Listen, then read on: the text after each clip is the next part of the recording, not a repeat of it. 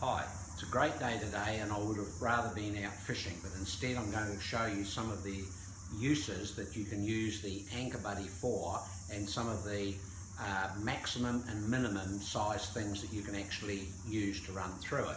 Now, originally I designed it for pulling up the anchor on my boat, and I'm just going to quickly run through that once again so that you can see it on a conventional anchor.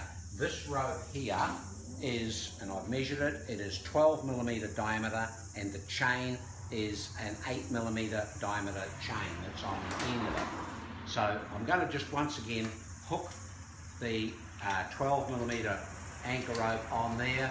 I'm going to put the quick acting shackle back in place, and I'm going to show you pulling it up. Naturally the boat would be doing this, and you can see that it'll grip onto the rope perfectly. Wherever you stop it, it will grip instantly. I'm going through where I've spliced it on, it will grip on the splice and it will go through the chain and it will lock on the chain.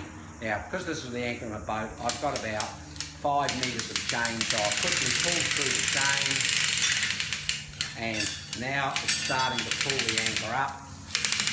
You can see it'll support the anchor, no trouble at all, gets to the top and the thing is permanently locked. Now I'm just going to quickly remove that. Once again, quick acting shackle, open it up and that will come out.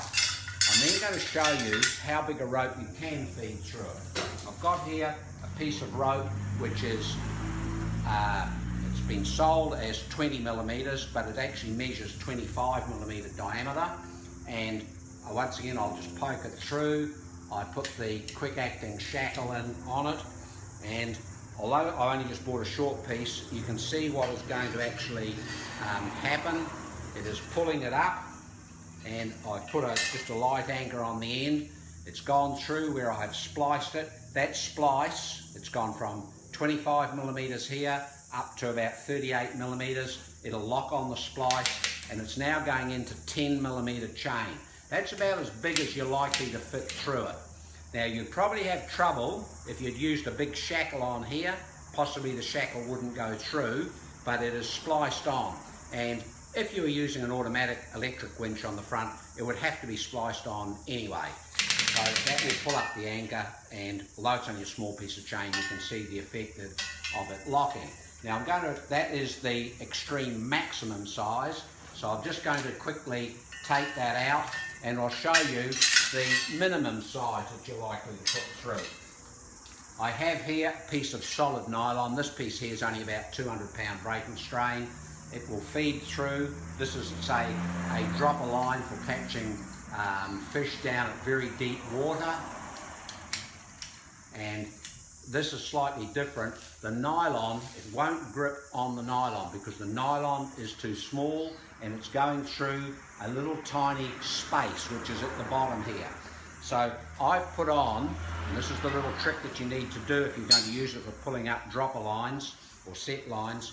I have spliced on and crimped a piece of nylon rope, about 6mm rope, so it won't grip on the nylon, but as soon as you hit that piece of rope, it is going to lock. And you only need sort of 1/2 meter of rope on the end of the nylon before it hits onto your terminal tackle, i.e. all your hooks and everything like that. And I would suggest that you possibly put a ring or something large that won't go through there so that you know when you've got to the top. And if you didn't want to use a piece of rope, you could also use a piece of chain, and once again you can see it will grip onto chain. So those are the extremes that you can actually use it for. Now obviously if you're pulling up a dropper line, you're not going to have a particularly big buoy on it.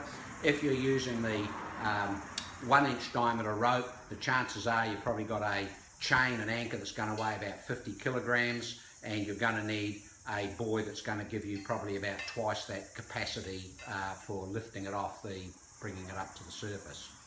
Okay, happy fishing and good times boating. Bye.